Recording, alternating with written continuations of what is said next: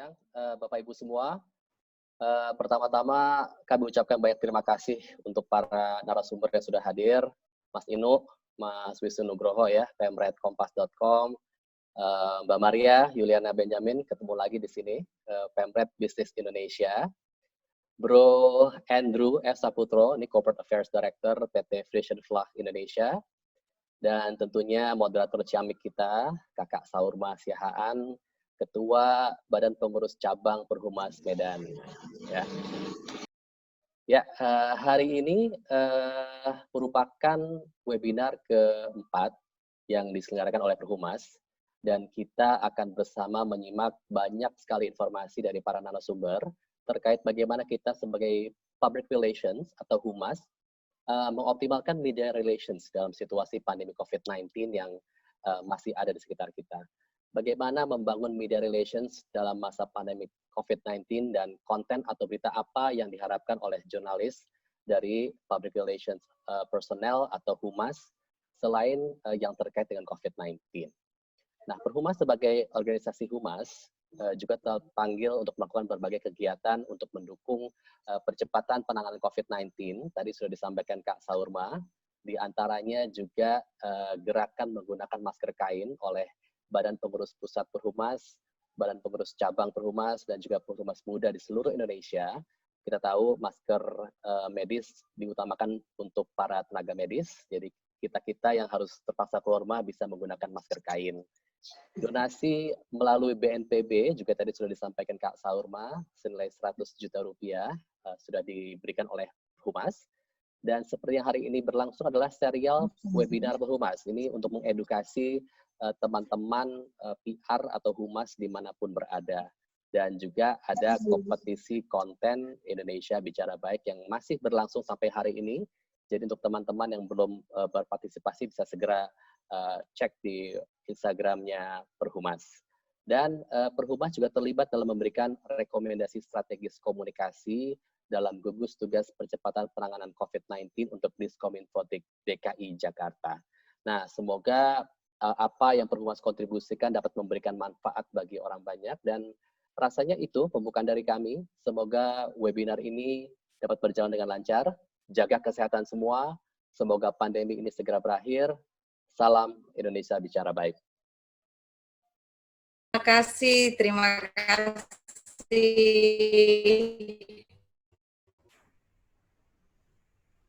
Bang Boy Kelana. Terima kasih untuk openingnya. Maka saya akan sedikit membacakan apa yang menjadi aturan dari kegiatan ini buat seluruh peserta. Pertama, buat nyaman diri Anda saat akan mengikuti webinar. Karena kita dengar ada kemarin tuh info di tempat lain bahwa ada yang sambil mandi katanya, sambil webinar. Ini nggak pas sampai zooming begitu ya. Kemudian gunakan headset bila perlu. Lalu ubah tampilan pada Zoom menjadi speaker view. Kenyamanan bersama dalam mengikuti webinar, pastikan suara pada mode mute saat bergabung agar tidak mengganggu jalannya kegiatan. Sampai saat ini bagus ya. Kemudian ajukan pertanyaan Anda pada kolom chat. Pertanyaan terbaik akan dibacakan nantinya oleh saya, dan kita akan ajukan langsung kepada pemateri supaya dijawab langsung. Dan untuk dua penanya terbaik kita akan berikan hadiah. Hadiahnya berupa membership Perhumas selama 1 tahun. Saya pikir demikian aturan-aturannya. Nah, kita langsung saja mengikuti pemateri pertama, yaitu Bapak Wisnu Nugroho, pemimpin redaksi Kompas.com. Saya persilakan. Silakan Pak Wisnu. Baik, selamat sore semuanya. Cek suara apakah terdengar dengan baik? Oke. Cukup bagus ya. Terima kasih Mbak Saurma, Mas Boy, Mbak Maria, Mas Andrew, dan semua teman-teman di Perhumas. Jumpa lagi kita setelah tahun lalu ya, kita ketemu di Jakarta Theater dan membuat event yang menurut saya baik. Waktu itu kita launching Indonesia Bicara Baik kalau nggak salah. Dan ini masih bergulir sampai sekarang. Dan mudah-mudahan sore ini kita melanjutkan tradisi Perhumas untuk bicara baik. Dan kita mau melihat apa sebenarnya yang menjadi insight di teman-teman media, di tempat saya bekerja dan mungkin juga di tempatnya Mbak Maria, nanti kita bisa share, yang patut diketahui oleh teman-teman humas di seluruh Indonesia, sehingga kita bisa saling menguatkan dan membesarkan niat untuk Indonesia bicara baik itu. Karena situasi akhir-akhir ini kita memang memerlukan banyak orang atau banyak pihak yang bicara baik, tidak hanya bicara lantang atau bicara keras. Ya. Saya ada slide 10 slide, mudah-mudahan tidak terlalu menyita waktunya Bapak Ibu semuanya. Saya akan menjelaskan secara ringkas di sini untuk kemudian membuka keingintahuan Bapak-Bapak, Ibu-Ibu semuanya untuk kita nanti diskusi lebih lanjut di Q&A. Saya memberi judulnya Media Massa di Era Pandemi. Next. Media massa di era pandemi ini kami buat sebagai hasil riset yang dilakukan oleh Kompas Gramedia Media Research. Riset ini kami lakukan pertengahan atau akhir Maret, setelah Presiden menyatakan bahwa ada satu kasus positif di Indonesia tanggal 2 Maret. Lalu kita lihat bagaimana masyarakat merespon semua ini dengan banyak langkah, lalu kemudian terlihat ada kekacauan dan kebingungan.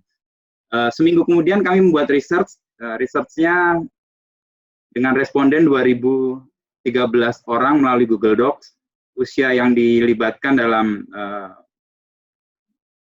survei ini 16-45 tahun. Jadi ini layak bekerja semua kalau PSBB dilonggarkan. Lalu 58% mereka tinggal di Jabodetabek, ya. Sisanya kota-kota besar lain terbagi, dan 51% adalah karyawan swasta. Ini data awal yang kami buat dari responden itu. Lalu kita menemukan 3 kunci yang kemudian jadi pegangan untuk kami media merespon, dan ini sudah kami pernah share ke sejumlah brand. Waktu itu KG Media juga membuat webinar dengan peserta sekitar 350 orang. Temuan kuncinya ada 3. Pertama, Indonesia tak acuh atau cuek atau tidak peduli sebelum ada kasus positif COVID di dalam negeri. Pasca 2 Maret 2020 saat Presiden mengumumkan kasus positif pertama, situasi berubah. Ini temuan pertama. Mengkonfirmasi bagaimana pergerakan konten di kompas.com sebenarnya. Lalu yang kedua, reaksi dan respon masyarakat terpecah karena kebingungan akibat banjir informasi. Jadi ketika pertama disebutkan kasus positif, tidak serta-merta masyarakat menjadi firm dengan informasi, tetapi justru bingung karena informasi tiba-tiba overload atau membanjir.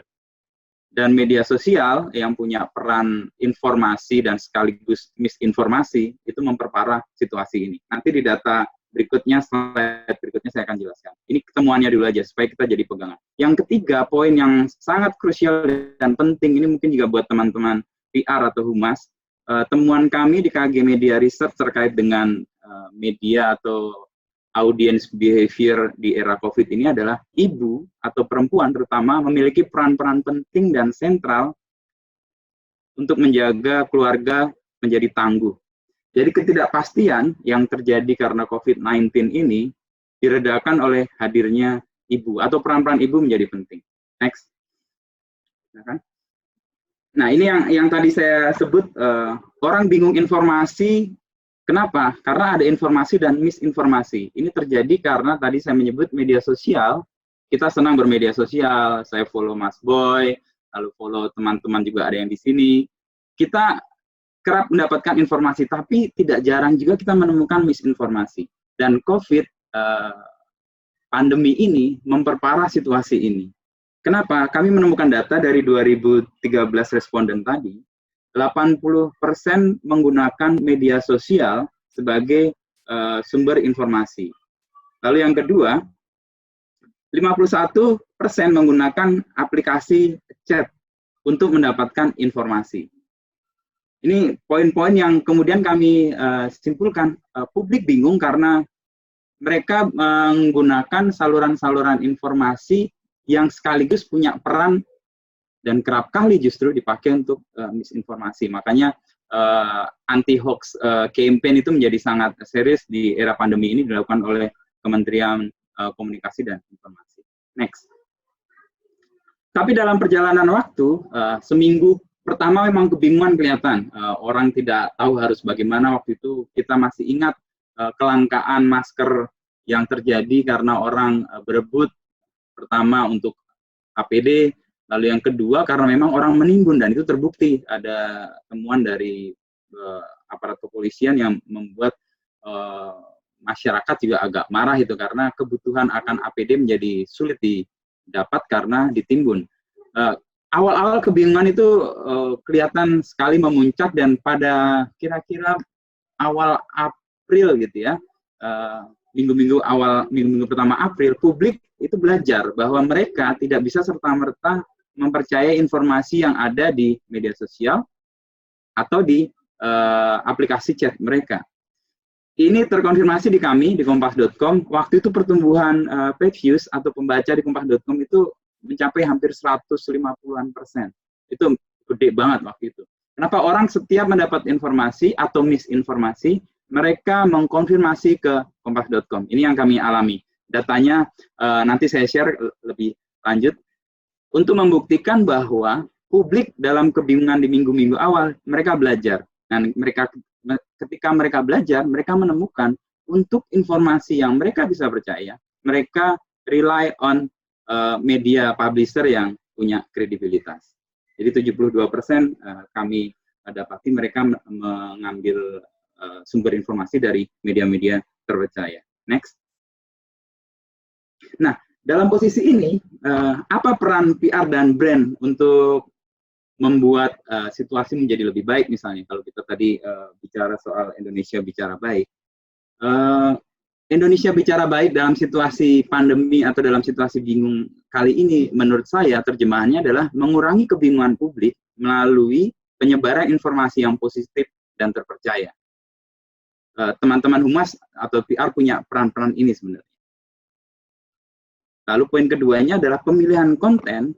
Jadi konten mana yang akan dijadikan sumber informasi atau konten mana yang akan dibagikan, dan lewat mana konten itu disalurkan menjadi memegang peranan yang sangat penting. Karena nggak semua saluran informasi, terutama di era COVID ini, di mana orang juga ada diet information, karena dia tidak hanya dapat info, tetapi kadang-kadang dapat misinformasi, makanya dia memilih-milih dan kemudian memilah saluran mana yang mereka pilih. Ini nanti kita bisa diskusikan lebih lanjut bagaimana teknisnya. Tapi peran PR atau brand di tengah situasi masyarakat yang bingung, di tengah ketidakpastian yang begitu besar, maka dia punya peran untuk membagikan informasi yang positif, yang terpercaya melalui media atau sarana publikasi yang kredibel. Next. Temuan berikutnya adalah kami menemukan bahwa informasi salah satu yang sangat kuat, yang sangat punya magnet untuk pembaca, terutama di kompas.com, karena saya punya analitik di kompas.com-nya dan memantau itu. Informasi praktis dan sifatnya domestik itu sangat diperlukan dan sangat-sangat membantu. Diperlukan di level-level domestik, dan siapa yang memegang peran, dan dari temuan kami adalah tadi ibu. Dan informasi praktis yang sifatnya domestik itu kemudian diambil oleh ibu, lalu kemudian dibagikan perannya kepada anggota rumah. Misalnya konten-konten yang sangat populer di kami di awal-awal itu membuat hand sanitizer. Lalu bagaimana membuat semua barang-barang yang kita pesan melalui aplikasi Gojek atau Grab atau bahkan paket-paket itu supaya steril itu bagaimana? Nah, kita jelaskan. Bagaimana prosedur atau protokol kalau kita belanja ke tukang sayur, ke pasar, bagaimana setelah pulang. Hal praktis seperti ini. Konten berikutnya di luar COVID itu ada konten-konten pendidikan begitu tinggi pada waktu itu. Dan sekali lagi ibu menjadi peran yang penting.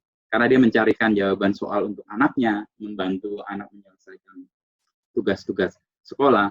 Lalu konten-konten yang banyak juga adalah konten memasak dan praktikal sekali, misalnya bikin tumis anti gagal atau misalnya atau bikin kue bolu anti gagal atau apa. Itu hal-hal praktis dan levelnya domestik dan waktu itu cukup tinggi. Keterbacaannya di awal-awal di mana kami melakukan survei sampai pertengahan April. Next. Nah, poin berikutnya yang kami temukan juga di luar 3 kunci tadi adalah pandemi atau era COVID-19 ini ternyata mengakselerasi adaptasi digital.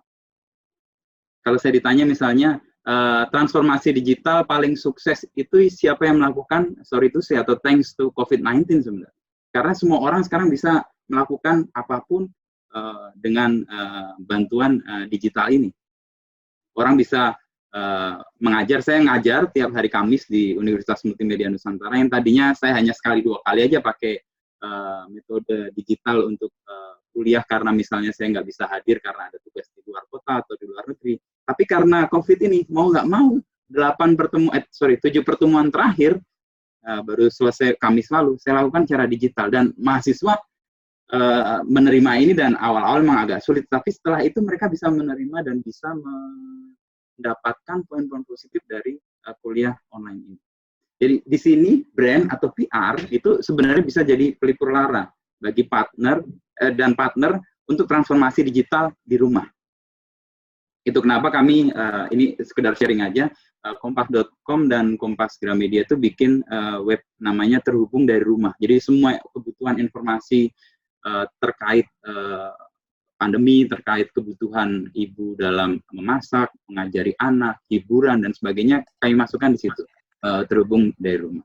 Next, mungkin yang 2 slide terakhir.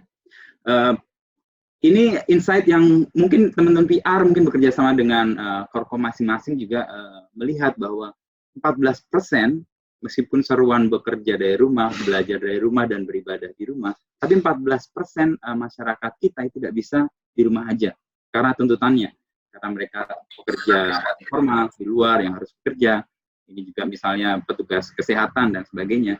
Nah, di sini brand atau PR itu punya peran untuk memberdayakan konsumennya atau pelanggannya untuk membantu menguatkan mereka. Next. Ini terakhir sebelum saya tutup. Lalu apa 3 kunci insight yang bisa kita petik gitu? Pertama, dalam situasi yang tadi orang bingung, lalu orang tidak bisa dapat informasi secara langsung dan pasti kebenarannya, lalu ibu memberi peranan yang sangat penting juga menjadi jangkar buat kehidupan kita, lalu situasinya juga tidak begitu mudah, masyarakat tidak semuanya bisa tinggal di rumah aja. Nah, ada 3 hal. Pertama, bagi PR atau bagi brand adalah menjadi benevolent messenger atau pembawa kabar-kabar baik dengan menyebarkan informasi baik yang kontekstual. Ini inline dengan Perhumas sebenarnya, Indonesia Bicara Baik. Peran-peran ini hari-hari ini menjadi sangat relevan dan sangat ditunggu oleh publik di tengah ketidakpastian. Yang kedua adalah menjadikan kain entertainer yang memberikan hiburan bermanfaat bagi masyarakat. Karena orang banyak di rumah. Data pelanggan Spotify misalnya atau Netflix kita bisa lihat begitu tinggi sekarang. Karena dia hadir secara relevan dan memberikan hiburan kepada masyarakat. Yang ketiga, poin yang merespon bahwa tidak semua orang bisa di rumah adalah memenangkan hati masyarakat dengan cara menjadi social trigger yang membantu masyarakat. Saya lihat tadi Perhumas menyumbangkan 100 juta, lalu ada campaign untuk masker kain. Saya rasa itu cara-cara yang baik untuk memenangkan hati masyarakat itu. Next, terakhir, sebagai penutup, nanti kita lanjutkan di sesi tanya-jawab. Saya hanya mengajak saja sih, untuk teman-teman di sini semua untuk merespon situasi yang tidak menentu dengan ketidakpastian yang tinggi ini, kita mari menulis sejarah dengan pertama selalu hadir, reachable, dan bermanfaat. Kenapa? Karena masa ini akan dikenang dalam memori kolektif dan peradaban manusia. Makin kita menghilang, makin orang tidak akan mengingat kita. Tapi justru di situasi kayak gini, tantangan buat kita semua adalah untuk hadir, reachable, dan bermanfaat. Apa yang bisa kita beri manfaat, poin-poin yang tadi saya sampaikan mudah-mudahan memberi insight untuk bisa ditindaklanjuti. Demikian kira-kira Ibu Saurma dan teman-teman semuanya, nanti kita bisa lanjut ke diskusi. Kelebihan waktunya. Baik, terima kasih Pak Wisnu. Selanjutnya kita langsung saja ke Ibu Maria Yuliana Benjamin, pemimpin redaksi Bisnis Indonesia. Kami persilakan.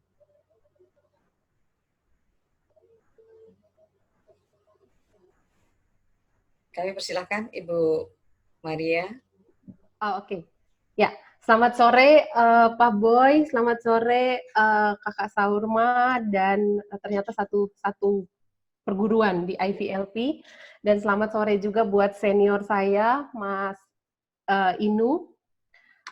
Beruntungnya saya mendapat kesempatan kedua karena sebagian besar sudah disampaikan oleh Mas Inu, jadi saya tinggal menambahkan saja beberapa hal.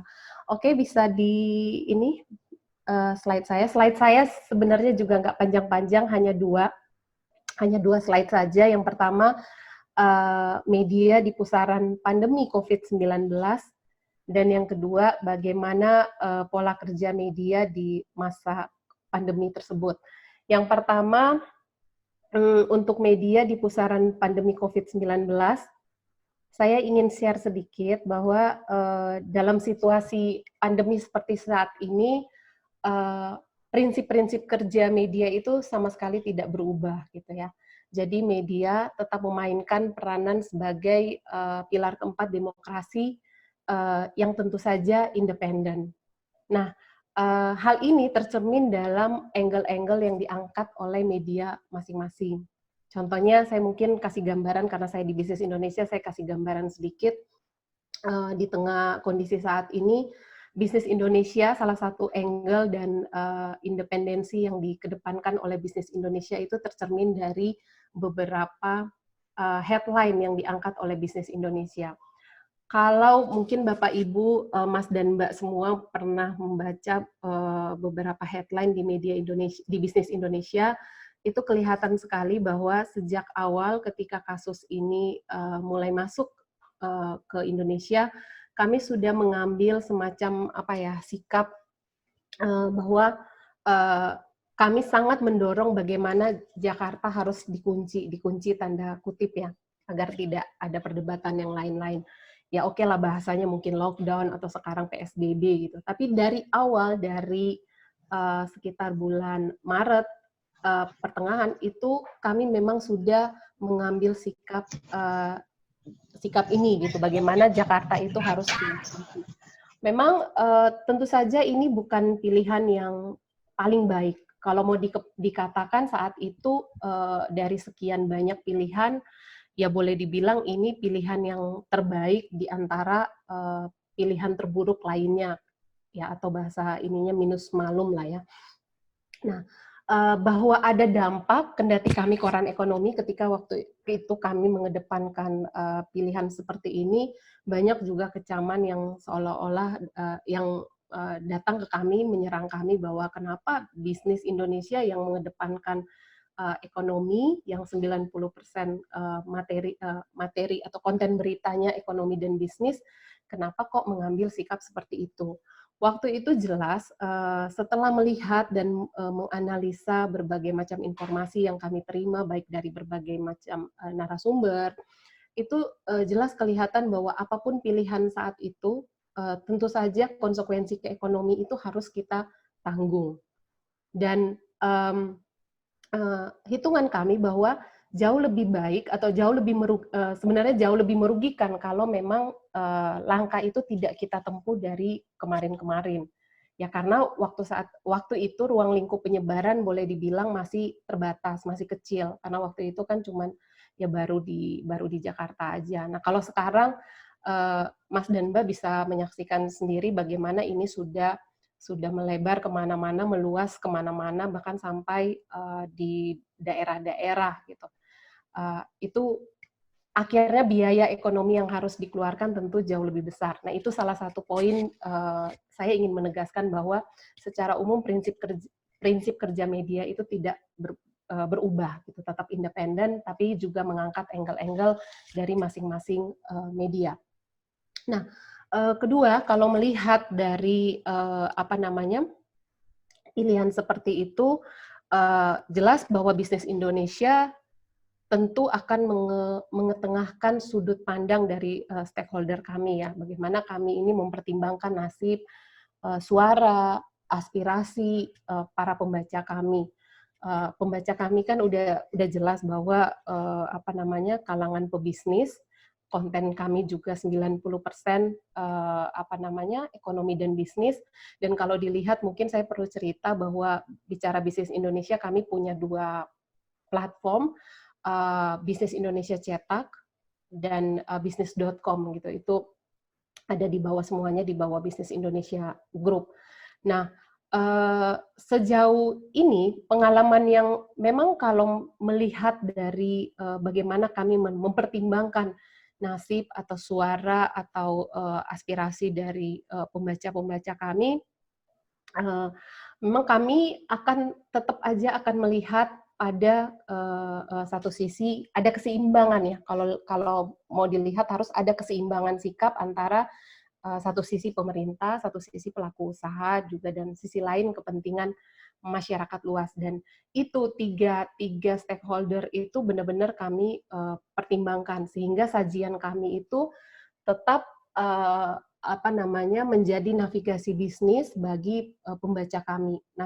Kalau mungkin pernah dengar bahwa tagline itu kami navigasi bisnis terpercaya. Nah, itu kami tetap mengedepankan sesuai dengan tagline dari Bisnis Indonesia, kendati di kondisi saat ini. Nah, kalau mau dilihat kembali lagi ke soal konten tadi, kita menyadari bahwa ini juga sudah disinggung oleh Mas Wisnu tadi, bahwa banyak sekali informasi yang berseliweran di luar sana gitu terkait dengan pandemi ini. Terus kita seperti menyaksikan kalau boleh dibilang perang informasi, sampai-sampai kita juga tidak tahu di mana letak kebenarannya. Jadi letak kebenaran informasi itu seperti apa, itu juga menjadi kabur gitu. Kemudian verifikasi dan pertanggungjawaban seperti apa, itu pun juga menjadi sulit untuk dilihat.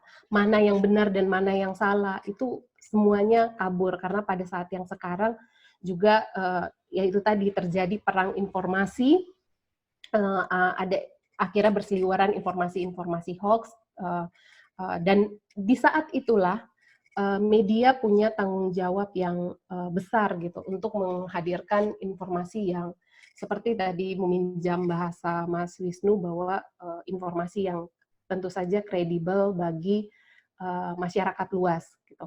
Sekaligus informasi yang kami sajikan ini tentu tak terlepas dari dukungan kami ke pemerintah, bagaimana sih memutus mata rantai penyebaran COVID-19 ini. Nah, terkait ini masing-masing media memang punya gerakan. Itu hampir semua media bikin gerakan tersendiri, dan kami juga untuk media secara kolektif juga ada semacam gerakan bersama, ya Mas Wisnu juga masuk di dalamnya, ada gerakan melawan COVID, media lawan COVID-19. Itu yang kami lakukan untuk menyikapi kondisi saat ini terkait dengan pandemi COVID-19. Tetapi di sisi lain bahwa harus disadari media tetaplah suatu mesin bisnis ya, yang kinerjanya juga terukur dari pendapatan dan laba usaha gitu. Ini semacam curcol juga, tapi kalau saya mau kasih gambaran bahwa dalam masa pandemi ini kita tahu banyak sektor yang terpapar, media pun juga tidak luput dari sektor yang terpapar akibat pandemi tersebut gitu. Kalau saya rasa itu kondisi di masing-masing media juga mungkin berbeda, tapi kalau saya bisa share di Bisnis Indonesia, kami punya 2 platform, dan untuk cetak misalnya Bisnis Indonesia Cetak tentu ada pengaruhnya buat kami, terutama terkait dengan kebijakan PSBB di mana ruang gerak menjadi terbatas, sirkulasi juga pasti ada pengaruhnya. Terus koreksi pendapatan ya Bapak Ibu juga pasti tahu di sini di tengah kondisi saat ini banyak perusahaan-perusahaan juga akhirnya yang memangkas melakukan berbagai macam langkah efisiensi dan mungkin salah satunya di belanja iklan dan lain-lain. Nah, itu mungkin juga mempengaruhi. Tetapi untuk cetak sendiri kami, untuk bisnis Indonesia, kami masih percaya diri bahwa di tengah kondisi ini, karena kami punya pembaca yang spesifik gitu ya, dan punya pembaca loyal, maka kondisi ini ya satu sisi terpukul, tetapi pukulan itu tidak besar gitu, masih tetap inilah apa namanya, artinya tidak terlalu terpukul gitu. Terus justru di dalam kondisi ini kami juga melihat ada tren yang meningkat, ya, ada shifting gitu. Tadinya orang tidak bisa harus baca fisik, tapi kemudian karena kondisi ini memaksa koran tidak, karena adanya pembatasan ruang gerak, kemudian koran sampai di tangan mereka juga ada semacam kendala seperti itu, akhirnya ada shifting ke e-paper. Nah, itu yang terasa untuk cetak. Nah, di sisi lain untuk bisnis.com boleh dibilang ya sama seperti Mas Wisnu tadi, bahwa kondisi ini juga tanda kutip ya semacam menjadi berkah gitu loh. Karena ada juga terjadi shifting pembaca yang tadinya baca media cetak, terus kemudian karena dengan situasi saat ini mereka pun akhirnya mengubah gaya mengonsumsi berita, beralih ke online. Dan itu juga kami rasakan di bisnis.com itu terjadi kenaikan traffic, baik dari sisi user, page views, dan lain-lain, itu ada kenaikan. Dan ini memang menjanjikan karena menawarkan satu sisi dia sebagai solusi ya di tengah kondisi saat ini, dan yang kedua juga menawarkan tingkat keterbacaan yang tinggi. Terus juga jadi medium yang mungkin paling tepat dan relevan untuk kampanye-kampanye berbagai macam produk dari para pelaku usaha. Nah, oke, slide berikutnya. Ya, di slide berikutnya kita lihat bagaimana pola kerja media di masa pandemi ini. Nah, kalau dilihat saya coba menguraikan yang pertama dari sisi strategi konten. Kalau konten, karena saya dari Bisnis Indonesia, lagi-lagi saya kasih contoh di Bisnis Indonesia, karena tentu strategi konten dari masing-masing media itu berbeda. Nah, kalau di Bisnis Indonesia, untuk cetak dan .com ya, saya lihat dari sisi itu, tentu saja di tengah kondisi ini itu konten-konten yang terkait dengan pandemi COVID-19 itu menjadi fokus ya. Kalau boleh dijelaskan itu persentasenya tuh jadi makin banyak gitu. Soal pandemi ini juga bukan hanya konten langsung ya, artinya konten berapa jumlah kasus, bagaimana cara penanganan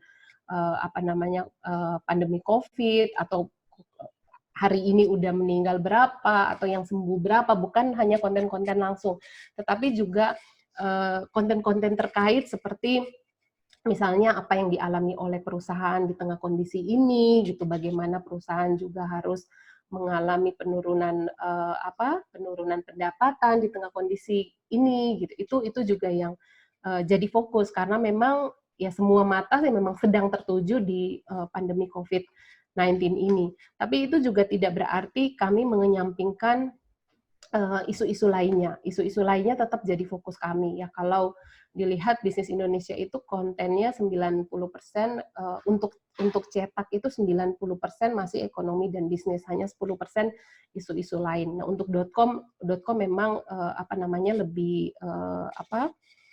lebih longgar pembagiannya, nggak sampai sesengit tadi 90% dibanding 10%. Di .com itu masih porsinya juga masih lebih berimbang, tetapi fokusnya tetap di ekonomi dan bisnis gitu.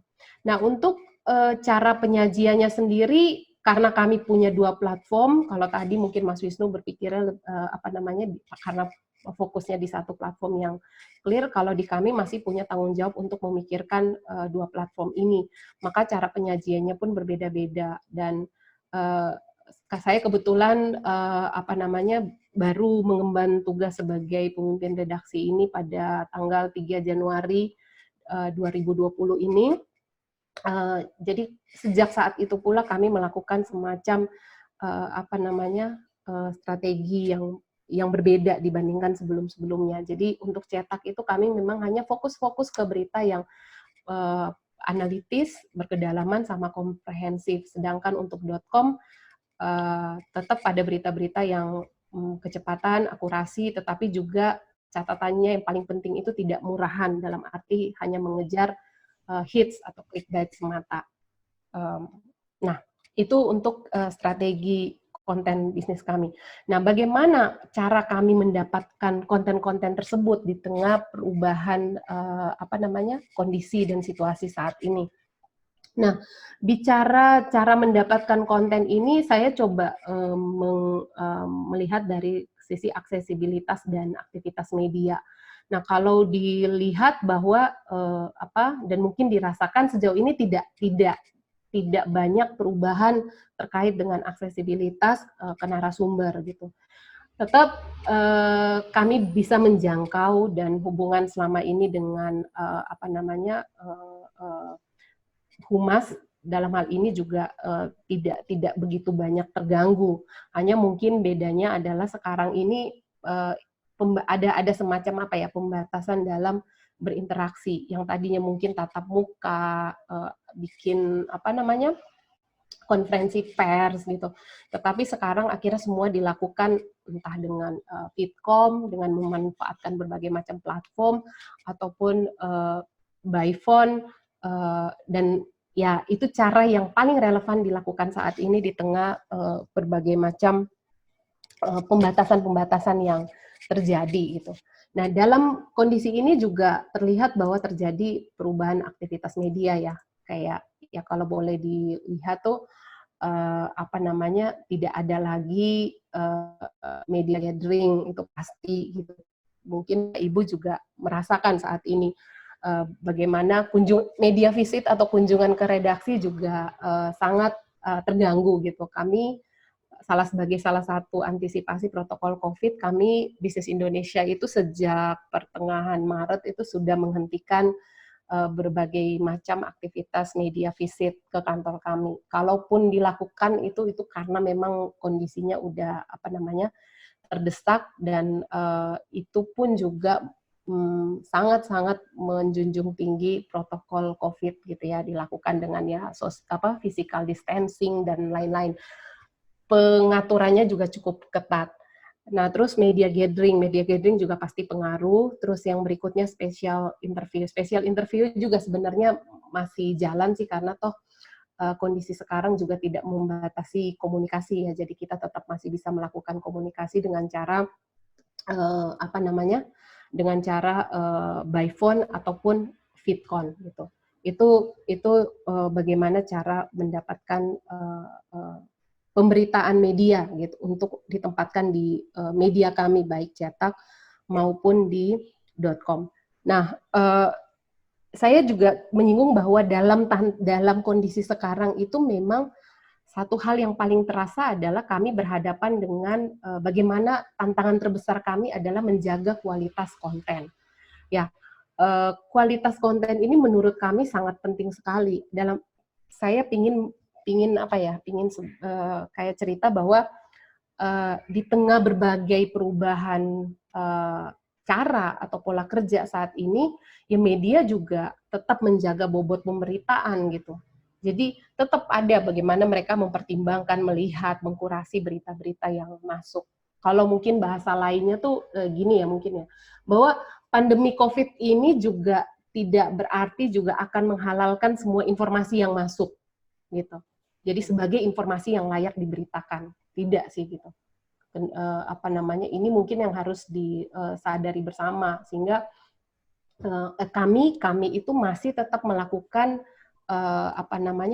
kurasi informasi, semacam kurasi informasi bahwa untuk menilai bahwa informasi-informasi yang masuk ke meja redaksi kami itu ya informasi yang benar-benar punya nilai berita dan layak untuk dipublikasikan ke masyarakat luas. Ini memang tantangan terbesar kami ya. Jadi kami selalu melihat ukuran kelayakan gitu. Kalau pasti juga teman-teman ya, kita kan hubungan selama ini kan hubungannya sudah terjalan dengan baik, sehingga kalau misalnya masing-masing tahu ini juga, saya pikir ini menjadi penting sehingga Mas juga tidak di tengah kondisi saat ini juga tidak berarti hanya mengirim rilis gitu ya. Tentu saja itu dilihat dari ukuran kelayakan, karena kami punya tantangan terbesar tadi, yaitu menjaga kualitas. Mungkin itu saja, nanti mungkin diskusi lebih lanjut bisa berlanjut di setelah ini. Baik, terima kasih buat Mbak Maria Benjamin. Sekarang kita langsung saja ke Pak Andre F. Saputro, Corporate Affairs Director PT Frisian Flag Indonesia. Kami persilakan Pak Andrew. Silakan Pak Andrew. Oke, terima kasih. Selamat sore semuanya. Sore. Selamat sore. Panggilnya Kak Saurma ya? Ya, oke. Oke, Kak Sauro atau Mbak Saurma, selamat sore. Kepada Mas Wisnu, Mbak Maria, dan juga Mas Bru Boy, selamat sore semuanya. Ini slide saya sudah muncul ya? Oke, belum. Sore juga untuk 250 yang menyaksikan saat ini ya, Pak Andrew. 250? Iya. Oh iya. Aduh, alhamdulillah, puji Tuhan. Iya. Baik, ini slide pertama saya buat. Kok tadi ada yang nanya waktu kita gladi resik siang-siang ya dari Perhumas. Oh sorry, nama saya Andrew Saputro. Terima kasih. Langsung thank you kan? Ya kenapa kok? Ini kan slide terakhir Pak. Bukan, ini bukan slide terakhir. Jadi kenapa slide yang sepertinya terakhir ini saya taruh di paling depan? Karena sekarang sudah masuk ke dalam sebuah normal yang baru. Jadi ini kita ini lagi di boarding room menurut saya ya, di boarding room untuk masuk tinggal landas ke, mungkin malah new normal sudah kita hadapin sekarang, malah nanti kita mungkin ke next normal, saya nggak tahu. Jadi saya ingin mengucapkan terima kasih pertama-tama atas undangan untuk saya dan juga Frisian Flag Indonesia. Terima kasih. Kebetulan saya adalah di Perhumas membantu Mas Boy. Ya, saya pengurus di Perhumas. Jadi yang beberapa kali sudah melihat tampang saya, apa kabar? Nah, kembali ke slide saya yang ini, menurut saya topik hari ini kan tentang media relations, atau mungkin kalau di tempat saya tuh kadang-kadang kayak saya menyebut dengan media engagement. Ini akan menjadi sebuah normal yang baru. Jadi bentuknya bisa akan menjadi baru, ya akan ada suatu transformasi menurut saya. Dan memang betul sekali tadi disampaikan oleh Mas Wisnu juga Mbak Maria, awal Maret itu tiba ya, itu kita mendapatkan overload of informations. Dan nggak tahu itu benar atau salah, overload information di lini masa kita ya, di timeline kita masing-masing. Dan waktu itu saya dan tim dan juga dari Frisian Flag Indonesia, oh ya sorry kalau ada yang nggak tahu Frisian Flag Indonesia itu apa, kalau mungkin yang umurnya seumur saya atau seumur dengan orang tua saya, berarti sudah 46 tahun, saya 46 tahun, ya itu saya taunya dulu Susu Bendera, ya ada lagunya ngetop lah ya, susu saya, nah, itu Frisian Flag, kita perusahaan susu. Nah, sampai di mana tadi? Nah ini lost focus ya, new normal ya.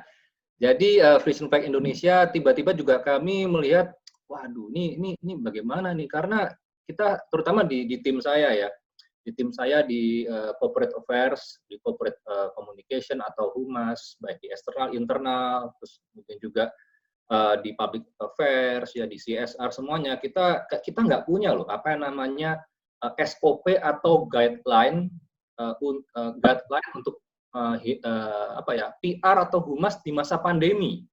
itu nggak pernah ada. Ada crisis management protokol kita punya, tapi nggak pernah ada yang tiba-tiba gabruk pandemi terus ada PSBB, ya. Jadi saya kan tahunya cuma itu hanya ada di film-film lah ya, wabah apa itu ya, itu hanya ada di film-film. Tiba-tiba di depan mata langsung overload information, kita mesti ngapain gitu ya. Next, tolong Mas. Yang beruntungnya kita kan industri produk susu ya, jadi kami beruntung dapat langsung bergerak dengan berkolaborasi. Ini kata kuncinya, berkolaborasi. Karena dengan berbagai pihak. Jadi kita mulai langsung membantu mendonasikan kepada garda terdepan waktu itu ya, dan juga masyarakat yang terdampak. Tapi kata kunci dari apa yang kita lakukan adalah kita harus kolaborasi, kita harus bermitra, karena nggak bisa kalau kita jalan sendiri, kita bisa melakukan apapun di tengah-tengah pandemi ini, dan pasti nanti setelah kita masuki normal yang baru. Nah, mungkin next aja. Nah, di masa seperti ini, atau nanti malah ke depannya, ini saya ambil foto sepatu saya ini. Jadi this will be a beyond media relations atau media engagement. Ya, menurut saya kita akan transformasi seharusnya menjadi media collaborations. Kita akan kolaborasi, Bapak Ibu teman-teman semua. Ya, ini adalah contoh bagaimana tahun lalu, kalau nggak salah awal tahun ini, kita Free Snack Indonesia kita kolaps dengan industri yang tidak ada hubungannya dengan susu, tidak ada hubungannya dengan gizi, nutrisi, peternak sapi perah, ataupun kesehatan, tapi dengan produk brand sepatu lokal yang ya ngetop lah ya. Jadi tapi kok mau gitu ya, kenapa? Karena kita waktu itu punya tujuan dan misi yang sama. Frisian Flag kita punya kepentingan untuk melakukan employer branding ya, terutama kepada generasi muda atau generasi youngsters, dan sudah pasti kita tahu merek sepatu yang ada di situ fotonya itu juga punya target market yang sama.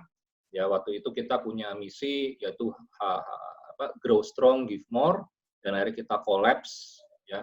Bahasa kerennya kan collapse ya, berarti kan Frisian Flag X itu Brodo lah sebutannya, nggak apa-apa ya, kan ada namanya di situ ya. Untuk bagaimana kita come up with this. Jadi menurut saya media engagement atau media relations itu bisa bertransformasi menjadi media collaborations. Pertanyaannya dengan siapa? Ya siapa saja yang mau.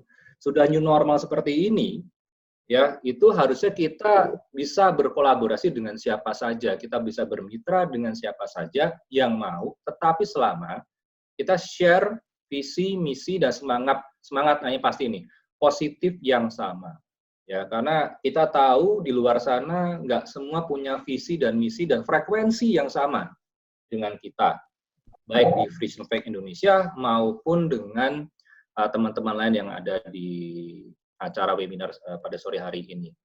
Nah, kolaborasi itu kayak apa? Kan seperti itu pertanyaannya. Itu saya rasa semua teman sudah tahu, tapi mungkin bisa saya akan ambilkan analogi next-nya, silakan Mas. Tahu ini ya, mereka siapa ya? Ini yang seumuran lagi sama saya. Nah, itu siapa Pak? Itu adalah, yang kiri adalah Batman dan yang kanan adalah Robin ya. Batman dan Robin ini yang versi vintage ya. Ini versi vintage, saya nggak punya yang versi baru karena Robinnya nggak ada. Ini versi vintage Batman dan Robin. Ya. Kalau Batman dan Robin itu bukan kolaborasi, jelas bukan. This is not collaborations, jelas ya. Robin adalah sidekick, tetap porsi sekunder. Batman yang muncul di mana-mana, ya sambil membawa botol, saya lupa tuh botol apa ya. Oke, next. Nah, terus kolaborasi itu seperti apa? Itu adalah seperti Justice League. Lagi-lagi ini yang nggak tahu, yang sebelah kanan sudah jelas itu adalah Batman vintage, dan yang kiri adalah Superman, tapi juga vintage. Ya. Ini dua film yang saya tonton tahun 70-an. Nah, jadi kolaborasi itu adalah bagaimana kita collapse, kita punya powers, kalau dalam hal ini super powers, kalau mereka berdua ya di Justice League. Bagaimana kita collapse, kita bawa power energi kita yang sekarang mungkin masih ada atau hampir kosong untuk kita bisa bermitra, kita berkolaborasi ya dengan pendekatan yang sudah pasti adalah equal atau sama ya, sederajat kalau bisa. Dan yang pasti yang dituntut sekarang adalah humas di new normal adalah agility, agilitas, fleksibilitas, dan bagaimana kita itu sangat bisa beradaptasi dengan cepat ya. Next. Contohnya saya dibilang tadi, ya kita berkolaborasi selama kita punya visi dan misi yang sama, ya kita collaborate akan visi kita. Ini kebetulan saya share di sini kebetulan Frisian Flag Indonesia dan juga perusahaan induk kita yang di Belanda, ya Royal Friesland Campina itu kita punya visi ada 3 ini, ya better nutrition, kemudian untuk farmers, untuk peternak sapi perah, ya dan juga untuk bagaimana kita berbisnis itu untuk sustainability. Nah, kita punya 3 ini. Nah, 3 inilah yang harusnya saya dari Frisian Flag Indonesia dan juga dari tim kita, ini adalah visi dan juga misi kita yang kita akan bisa kolaps lah dengan siapapun, dan kita berusaha untuk menjadikan itu sebuah narasi yang bagus. Ya, sehingga nanti untuk menjawab tadi concern dari Mas Wisnu, bahwa bagaimana kita kerjasama memberikan edukasi yang tepat. Ya, dan otomatis industri itu rata-rata sekarang, terutama mungkin Mbak Maria tahu ya dari bisnis Indonesia, banyak industri yang masih bisa survive. Dan banyak industri saat ini atau brand, terutama makanan minuman, ya, farmasi, obat-obatan itu, kita pasti punya visi dan misi yang sama dan masih punya resource yang kita bisa kolaps sama-sama. Ya, kemudian saya mau share next slide. Ini adalah tadi kalau nggak salah pernah disinggung oleh 2 pembicara sebelum saya. April kemarin langsung kita beradaptasi dengan kita langsung bilang new normal tuh sekarang gitu ya. Wah ini gimana nih? Tim saya bilang gimana nih kita mesti do something. Oke, salah satunya adalah kita harus ada di salah satu yang terdepan, pionir untuk sharing ya tentang apa yang harus kita lakukan selama di rumah saja, ya. Jadi waktu itu kita bikin diskusi daring media, kita mengundang teman-teman jurnalis media untuk kita sama-sama ngobrol dengan 3 pakar yang ada di gambar itu, ya, tentang bagaimana kita membuat keluarga yang membangun keluarga yang kuat walaupun di rumah aja, ya walaupun tadi dibilang menurut Pak Wis tidak semua itu bisa ada luxury untuk working from home atau harus di rumah saja, ya. Tetapi juga ini yang keluarganya pasti di rumah dan anak-anaknya di rumah.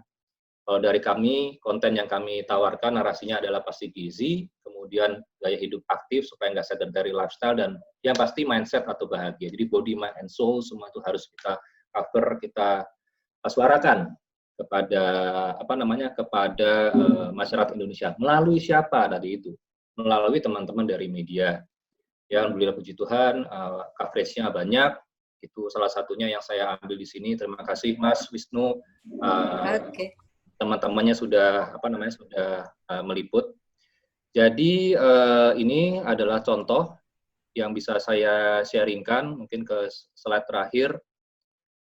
Jadi untuk menghadapi ketidakwajaran semua ini, ya hambatan semua ini, kita bisa berkolaborasi dengan semua pihak, ya pakar, pemerintah, kalau saya itu dengan para peternak, sapi perah, pakar lingkungan, ya kemudian teman-teman juga di humas juga, saya rasa kita semua sama ya, sangat terbuka dan punya semangat kolaborasi, selama tujuan dan narasinya positif. Mungkin kita juga bisa ada ide, kita di Perhumas, kita bisa bikin mikro atau mikro FGD, FGD kecil, karena kan saat ini sudah semua terbatas, social distancing. Kita bikin FGD lintas sektor atau per sektor, kita menggodok isu-isu tertentu, kita godok narasi yang bagus untuk masyarakat seperti apa, supaya bangsa Indonesia bisa tetap punya semangat positif dan kita semua bisa untuk bisa keluar dari ini dan tetap Indonesia bersama. Itu saja, terima kasih. Baik, terima kasih. Akhirnya 3 speaker kita sudah menyampaikan materinya, dan saatnya kita untuk melihat mana pertanyaan-pertanyaan dari para peserta yang kelihatannya masuk cukup banyak ini. Sepertinya saya harus memilih ya. Memilih 2 penanya. Saya lihat ini ada pertanyaan pertama. Ini mungkin bisa untuk ketiganya. Pertama adalah pertanyaan dari Dea Maulana Yusuf.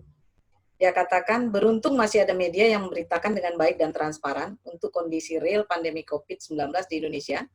Sehingga begitu diketahui wabah merebak, semua pihak dapat bersatu padu bekerja sama dengan berbagai kepeduliannya secara bersama-sama dapat mencegah, mengatasi, dan memutus rantai pandemi ini. Pertanyaan saya katanya, sebagai masyarakat awam, bagaimana strategi media saat ini dalam memberikan jaminan dan trust kepada masyarakat bahwa pemberitaan yang dimuat tetap independen dan kredibel, terlepas dari kepentingan politik dan kepentingan lainnya. Terima kasih. Saya pikir pertanyaan pertama dulu yang dijawab oleh ketiga narasumber, berikutnya nanti ada pertanyaan kedua. Silakan, siapa dulu nih? Pak Wahyu dulu ya, setelah itu Bu Maria, dan terakhir Pak Andrew. Silakan. Saya Wisnu, bukan Wahyu. Tapi nggak apa-apa. 3 dari 5 orang yang kenal pertama saya itu memanggil saya Wahyu, bukan Wisnu. Jadi Pak Salma nggak usah berkecil hati. Tapi nama saya Wisnu. Gini, bagaimana memastikan pemberitaan itu kredibel, tidak terpengaruh oleh kepentingan-kepentingan yang lain. Di jurnalistik itu ada namanya kode etik. Setiap profesi atau setiap pekerjaan yang sifatnya profesional itu punya kode etik. Salah satunya adalah jurnalis atau wartawan. Di kode etik itu, semua diatur bagaimana media itu diminta untuk selalu independen. Meskipun dia dimiliki oleh kepentingan politik, dan kita sebenarnya nggak bisa menutup mata bahwa banyak media di Indonesia, nggak hanya di Indonesia sebenarnya, di dunia, itu dimiliki oleh pengusaha, bahkan di Indonesia oleh ketua umum partai atau pendiri partai. Kita tahu itu, tapi tetap dituntut untuk mereka independen. Nah, kalau kita sudah tahu background-nya seperti itu, mungkin kita akan menjadi lebih hati-hati untuk memilah beritanya. Cara pertama untuk memastikan konten itu benar, bisa dipercaya, dan independen, wartawan itu punya 3 mekanisme untuk mencari berita atau menulis berita. Pertama, melakukan dengan cara riset.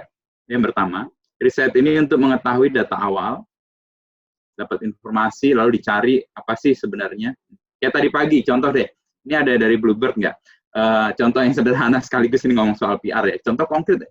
Tadi rame soal bis Bluebird yang di-share di banyak WhatsApp group yang akan memberikan mudik sehat lah dengan biaya tertentu. Kami sebagai orang media tidak langsung serta-merta, oh ini gila, ini Bluebird gitu, melakukan ini. No. Kami pertama melakukan riset, ini dari mana sih informasi ini berasal. Yang kedua, kami melakukan konfirmasi untuk melakukan verifikasi kepada pihak-pihak yang terkait dengan konten itu. Dalam hal ini Bluebird tentu saja.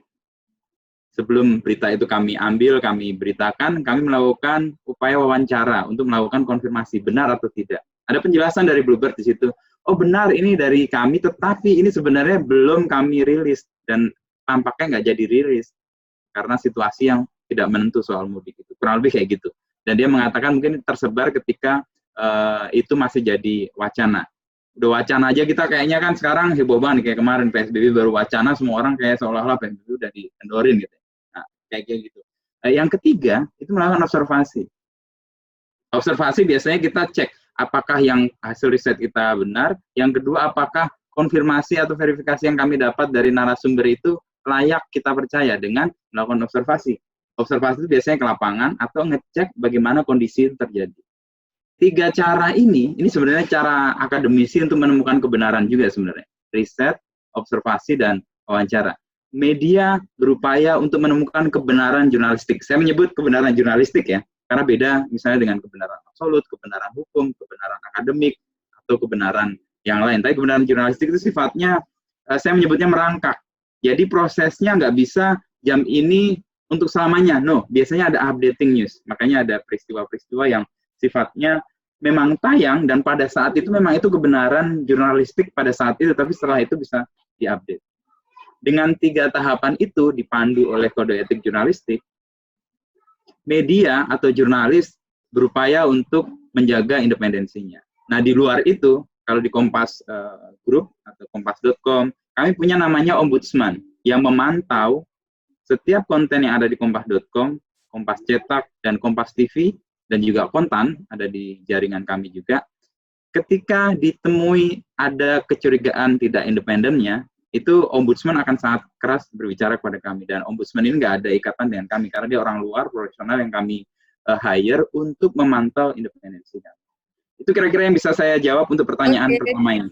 Makasih Pak Wisnu, bukan Pak Wahyu. Selanjutnya silakan ya Ibu Maria. Ya, lagi-lagi kalau yang kedua tuh emang enak sih. Kalau yang kedua karena prinsipnya sama. Tambahin ya. Iya. Tapi nggak berlaku untuk yang lain tuh yang kedua ya. Oke Mas Wahyu, jadi oke Mas Wisnu, sebenarnya sama Kak Saurma dan Bapak Ibu yang lain bahwa ya semua media memang seperti itu karena kita acuannya jelas ya ada kode etik jurnalistik. Nah, memang di tengah kondisi saat ini gitu media juga tentu satu ya berhadapan dengan tantangan yang besar bagaimana menghadirkan konten yang berkualitas.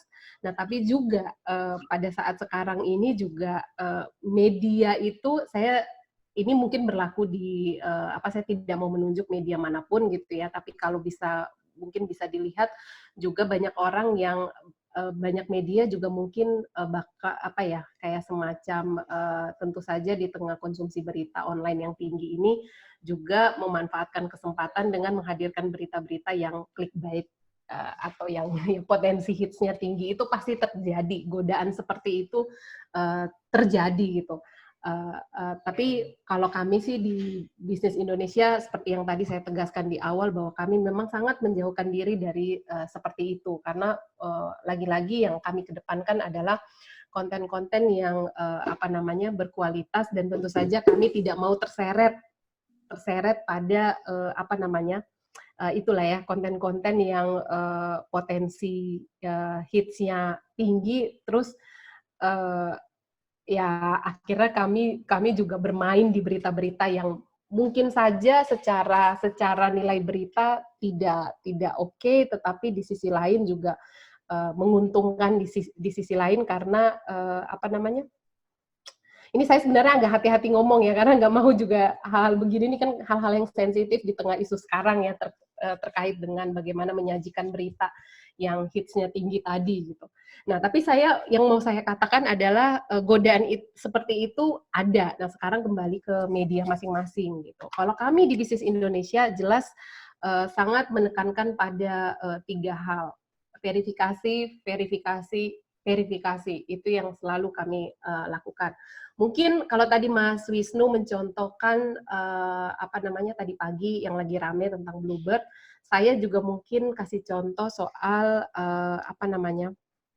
ini dari perspektif media ya. Saya mencontohkan kalau nggak salah beberapa hari lalu itu Pak Budi Karya Sumadi sempat melakukan semacam ngobrol-ngobrol di salah satu ngobrol-ngobrol di salah satu konten di satu platform, terus kemudian akhirnya ada media yang mengangkat bahwa sebenarnya intinya di dalam berita itu Pak BKS menceritakan bahwa dia itu kenapa proses sembuhnya lama ya karena ternyata dia setelah sudah dinyatakan sembuh tapi terus kemudian dinyatakan positif COVID lagi dan akhirnya butuh waktu lama untuk sembuh gitu. Nah, ada media mungkin yang beberapa media itu cepat merespon itu dan akhirnya kemudian membuat judul-judul yang agak-agak semacam nyeleneh gitu ya. Judul-judulnya bahwa si Pak Budi Karya Sumadi kena COVID lagi gitu dan itu tersebar dengan cepat ke berbagai macam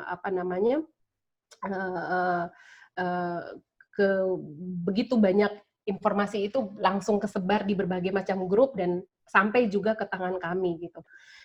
Kami terus terang juga dalam kondisi ini kan berlomba-lomba untuk menghasilkan berita yang oke. Tapi ketika melihat itu, kami juga tidak tidak boleh sebagai media juga tidak boleh tergoda untuk langsung gitu ya, langsung memberitakan hal tersebut. Yang kami lakukan saat itu kemudian akhirnya mengecek ke sumbernya, bertanya, melihat lagi dari mana sih asal berita ini gitu. Akhirnya setelah didapat asal berita ini seperti ini, terus kami cek lagi gitu, dan akhirnya memang kami tidak menahan diri untuk tidak tergoda, dan memang sampai akhirnya tidak menaikkan berita itu. Malah akhirnya kemudian keluar semacam sanggahan dari juru bicaranya Kementerian Perhubungan yang menyatakan bahwa informasi itu tidak tepat, Pak BKS baik-baik saja. Jadi itu sih mungkin yang kasih gambaran bahwa betapa di tengah kondisi saat ini kami juga mengutamakan berita-berita kecepatan tadi ya,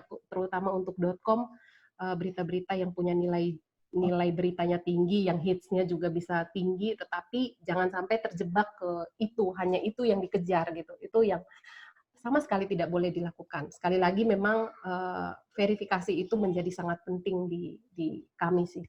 Itu aja. Baik, terima kasih Bu Maria. Selanjutnya mungkin nih Pak Andrew lain lagi nih, karena yang tadi dua adalah dari media massa. Nah kali ini Pak Andrew bagaimana dengan pertanyaan tadi jawabannya? Silakan. Ya, ini kalau saya jadi dengan Pak Andre melihat bagaimana media menyikapi yang seperti itu. Ya, kalau saya berarti kan ada dua sisi sekarang nih saya kan. Saya adalah sebagai industri atau insan humas, ya. Tapi saya juga sebagai readers. Saya berarti kan pembacanya kompas.com, saya juga pembacanya bisnis Indonesia, otomatis apalagi di tempat saya harus baca semua itu tuh. Nah, justru saya kalau ditanya sama teman-teman bagaimana caranya, kalau dari posisi saya adalah ya teman-teman justru harus tahu baca itu yang di media yang mana. As simple as that. Overload of information, kita nggak tahu mana yang positif, mana yang hoax, mana yang malah justru sentimennya negatif sekali, serang menyerang gitu kan, seperti itu. Apalagi kalau tadi Mas Wisnu sudah bilang ada namanya kebenaran jurnalistik itu merangkak ya Mas ya, berarti kan step by step. Jadi jangan buru-buru. Ini step pertama langsung dibilang itu benar kan Mas ya gitu. Ya. Jadi kita pun harus untuk supaya bagaimana Indonesia bicara baik, berarti kan harusnya kita juga bagaimana jempol kita itu juga bisa bicara dengan baik. Yaitu memforward atau mengklik atau apapun berita-berita, terutama dari media, teman-teman media yang sangat-sangat mengagungkan dan memutuskan clickbait. Ya. Karena dicek dulu. Jangan langsung masukin WhatsApp grup mana, jadinya nanti akan menyenangkan hati semua orang yang di sisi yang tadi, yang clickbait itu untuk bisa mengeruk keuntungan ya dari situ. Kalau saya sih as simple as that ya. Oke. Makasih Pak Andrew. Dari 3 pemateri tadi, seharusnya sudah menjawab apa yang ditanyakan oleh dia. Nah, selanjutnya ini adalah pertanyaan kedua. Pertanyaan terbaik kedua. Karena pertanyaan banyak sekali itu dan cukup bagus ya. Nah, kalau yang ini dari Felix, ini kayaknya mahasiswanya Pak Wisnu nih. Saya mau bertanya untuk Pak Wisnu dan juga Bu Maria, boleh. Dalam media relation, seringkali media online lebih mudah memuat konten yang diberikan perusahaan. Namun, menurut Anda, dari kacamata editor-in-chief, konten dari brand atau perusahaan seperti apa yang benar-benar didambakan oleh media, dan bagaimana indikator niche value untuk konten perusahaan? Konten baik kan banyak juga yang tidak berniche value. Seperti itu pertanyaannya. Saya silakan langsung Pak Wisnu. Oke. Ya, tadi sudah menjawab sih sebenarnya Felix, yang menjadi acuan sebenarnya news value. Tapi news value yang mana yang mau kita utamakan ketika itu dari brand atau dari pihak yang dalam tanda petik punya kepentingan juga sebenarnya. Kita tidak menutup peluang bahwa orang yang punya kepentingan juga muncul di media kalau kepentingannya baik dan sejalan dengan apa yang mau kita upayakan bersama, it's fine, no problem itu malah justru memperkuat upaya-upaya baik bersama itu kita lakukan.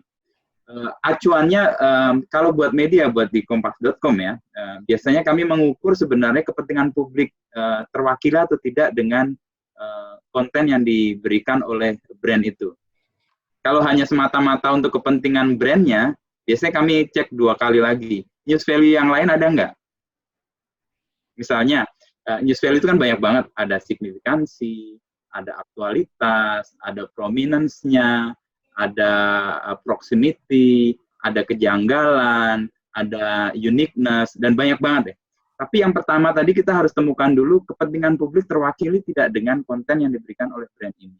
Atau terlayani tidak. Misalnya dalam situasi kayak begini nih, tiba-tiba ada sebuah brand memberikan masker gratis ke semua pekerja informal di sebuah kawasan.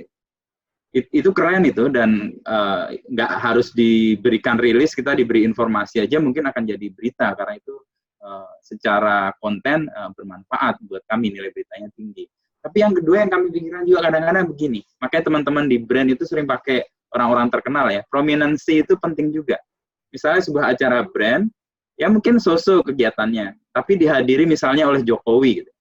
Atau jangan Jokowi lah, Jokowi terlalu tinggi, atau influencer yang lain, misalnya ada Raisa di situ, atau Dian Sastro lah, nih kegemarannya Mas Boy ini. Nah, pasti buat media itu sesuatu, di luar bahwa kontennya mungkin so-so aja ya. Ya, news value prominency ini penting. Lalu yang berikutnya, proximity juga menjadi pertimbangan juga. Proximity ini biasanya dengan konteksnya ya. Misalnya situasi sekarang orang lagi butuh mendapatkan kebersamaan untuk membantu orang lain secara sukarela gitu ya. Ada brand yang melakukan kegiatan itu dan direspon oleh masyarakat dengan baik. Nah, itu jadi poin juga untuk kami.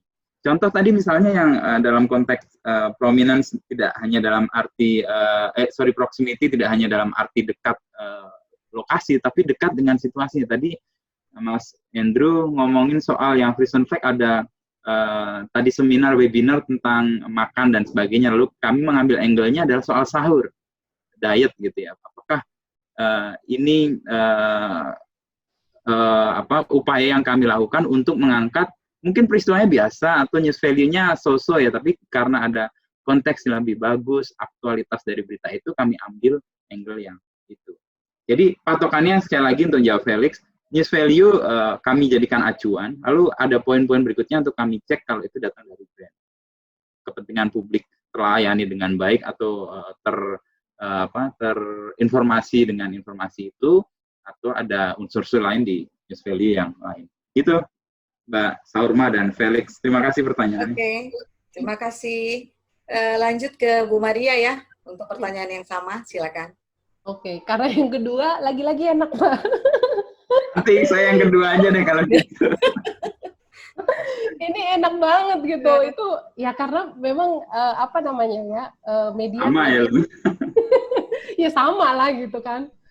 Mungkin yang harus didengar itu perspektif dari sisi nanti Mas Andrew sih. Kalau dari media ya sama Mbak. Itu udah semacam jadi apa ya? Itu di luar kepala lah ketika kami berhadapan atau menerima siaran pers yang masuk. Itu kami ada berbagai macam aspek yang kami pertimbangkan, yang ujung-ujungnya menentukan kualitas berita dari berita yang disampaikan oleh teman-teman gitu. Karena ini PR ya, saya juga ini sih langsung mencontohkan ya, begitu banyak kami hari-hari ini terus terang dari media itu banyak sekali menerima berbagai macam siaran pers yang masuk ke kami. Nah, tentu saja ada yang dengan mudah masuk dapur redaksi kami, lolos hingga tayang di media kami, tetap ya dengan tadi memperhatikan poin-poin yang sudah disampaikan oleh Mas Wisnu gitu. Nah, ada juga yang tidak ini kenapa? Yaitu tadi tidak memenuhi sejumlah poin yang memang kami usung dalam menentukan kualitas sesuai dengan apa yang menjadi patokan di media kami masing-masing. Jadi kalau misalnya mau bicara bahwa apakah mudah gitu ya, mudah. Saya juga kebetulan lihat tadi pertanyaan ada yang sejenis gitu, mudah nggak sih ngasih rilis di tengah kondisi saat ini? Ya itu bergantung kepada nilai beritanya gitu. Karena tadi ya seperti saya sampaikan di awal bahwa pandemi ini kan juga akhirnya tidak otomatis kemudian membuat atau menghalalkan semua informasi yang masuk gitu ya, karena kami sendiri mengalami kondisi di mana wartawan-wartawan kami tidak melakukan aktivitas seperti biasa, mereka juga terbatas sekali. Kami hanya mengirimkan mereka untuk liputan ke tempat-tempat yang memang sudah kami yakini protokol COVID itu dipenuhi gitu. Dan itu kalau kami yakin banget. Selebihnya enggak. Selebihnya kami ya udah stay aja di rumah atau stay aja di kantor. Pantau saja dari Fitcon atau misalnya menelpon ke pihak terkait, tidak usah datang ke tempat karena kami tidak mau terlalu beresiko. Gitu. Nah, penentuan ini sama seperti menentukan apakah rilis itu naik di media, sama juga menentukan apakah acara itu layak untuk kami atau harus kami liput, itu juga sama. Lihat lagi. Yang pertama karena ini masa pandemi, otomatis apakah dia memenuhi protokol.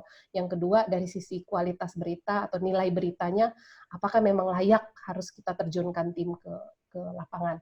Seperti itu sih, kembali lagi. Nah, tadi poin-poinnya saya pikir sudah diuraikan dengan sangat detail oleh Pak dosen. Oke, bisa dikoreksi nih sama Pak Andrew. Apa benar seperti itu selama pengalaman berhubungan dengan media? Karena kita bicara tentang media relation. Dan Vision Flag tentu melakukan hubungan itu juga. Nah, bagaimana pengalaman selama ini ketika misalnya membuatkan rilis itu? Saya pikir ini untuk melengkapi jawaban. Terima kasih. Silakan, Mas Andrew. Terima kasih. Saya sih sependapat ya dengan Mas Wisnu dan juga Mbak Maria tadi. Intinya memang terutama saya nggak lihat yang sebelum-sebelumnya ya. Kalau selama ini saya dari bulan Maret, kalau kami diseminasi press release atau kami kemarin yang undang untuk diskusi media daring, memang kuncinya adalah tadi ya beberapa poin yang diutarakan oleh Mas Wisnu ya, Mas Inu, itu memang tetap mau seperti apapun, tetapi di dalam poin-poin itu sub-points-nya itu yang kita harus tadi adaptasi, kita sesuaikan dengan kondisi sekarang dan memang sih pasti bisnis Indonesia harusnya tidak akan meliput gitu kan, ya Mbak Maria ya, yang kemarin gitu kan, itu tentang gaya hidup sehat, gizi, itu biasanya tidak. Tapi waktu pernah misalkan kita taruh rilisnya tentang investasi misalkan gitu kan, udah. Itu nomor satu di depan, pasti yang berhubungan dengan bisnis. Saya rasa sih itu masih sangat relevan. Cuma ke depannya memang bagaimana kita itu membuat sama-sama nih kita dengan teman-teman media itu membuat konten-konten, milih konten-konten itu yang memang ya itu, untuk bagaimana semangatnya itu adalah positif, Indonesia bicara baik. Kembali ke situ. Itu saja kali, Kak Sor. Terima kasih.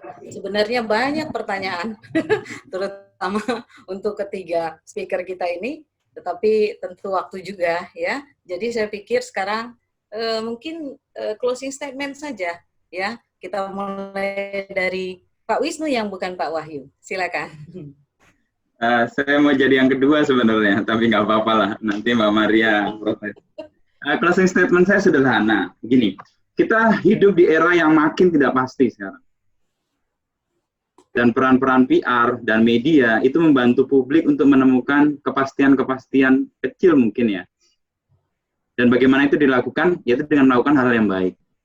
Hal yang baik itu kita lakukan untuk upaya memutus atau mengurangi ketidakpastian yang kita sebenarnya juga semuanya tidak pasti. Tapi itu perlu kita lakukan. Dengan apa?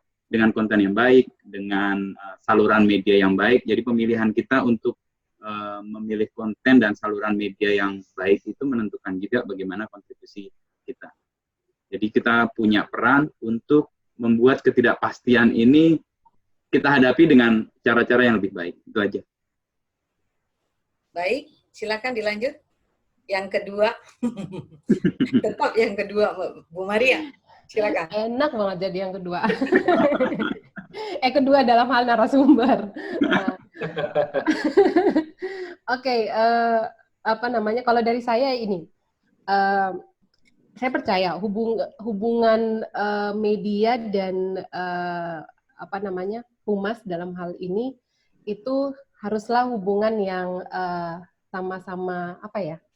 Ya, kalau bahasanya tadi Mas Andrew juga sempat singgung bahwa kita ini dua pihak yang sama-sama membutuhkan, sehingga mungkin di tengah kondisi ini ya kita bisa sama-sama saling berkolaborasi gitu ya.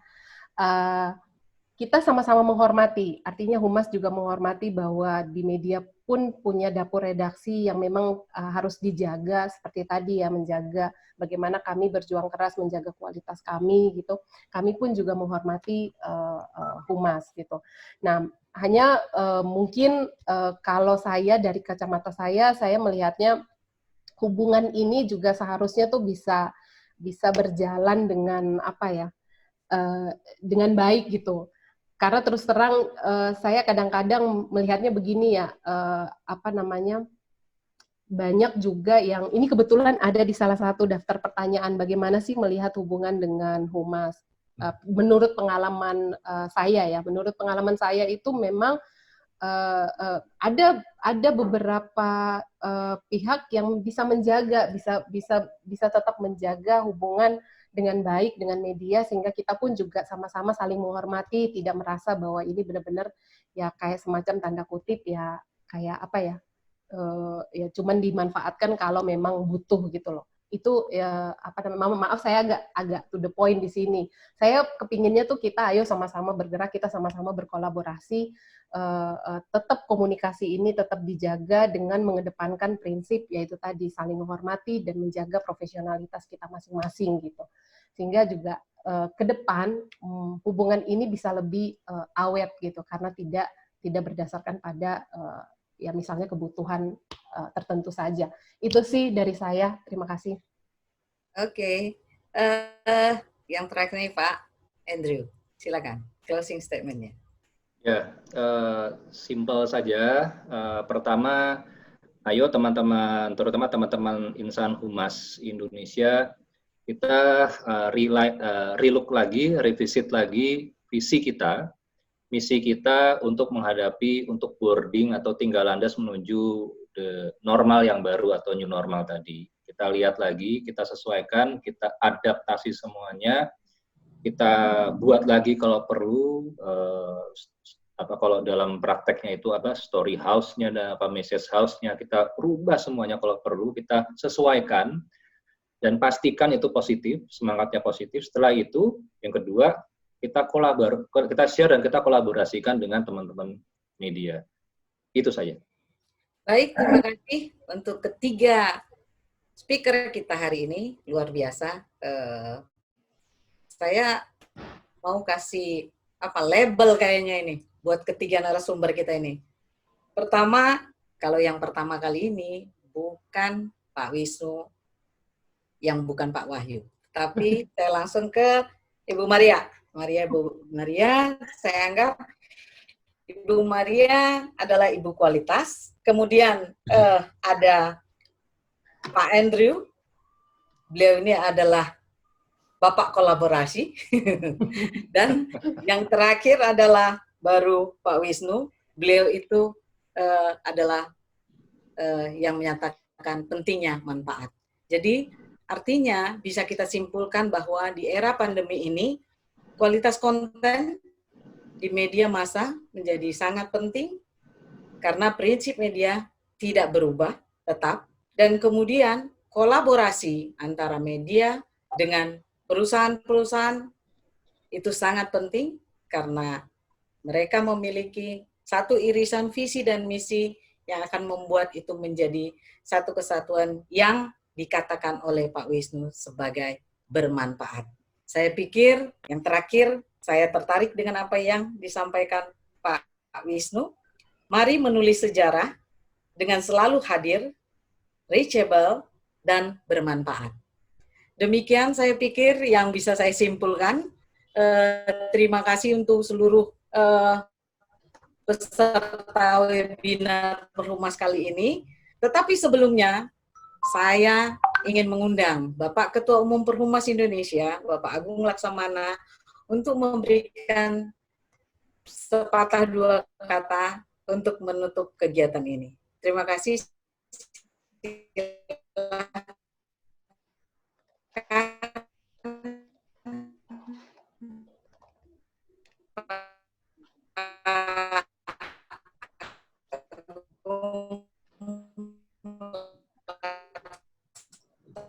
Putus-putus Mbak Saurma suaranya.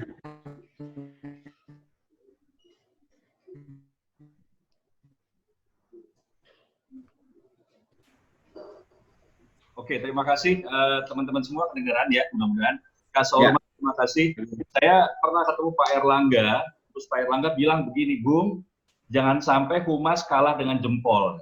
Jadi saat ini dengan era disrupsi dan era the new normal saat ini, jangan sampai humas kita bisa kalah dengan jempol. Dan saat ini saya terima kasih kepada teman-teman semua yang sudah hadir karena topik ini sangat relevan saat ini di era coronavirus saat ini. Dan inilah saatnya bagi Perhumas untuk berbagi. Hari ini kita berbagi ilmu, berbagi knowledge, sharing, silaturahmi secara virtual. Saya mau ucapkan terima kasih kepada narasumber kita yang luar biasa, Mas Wisnu.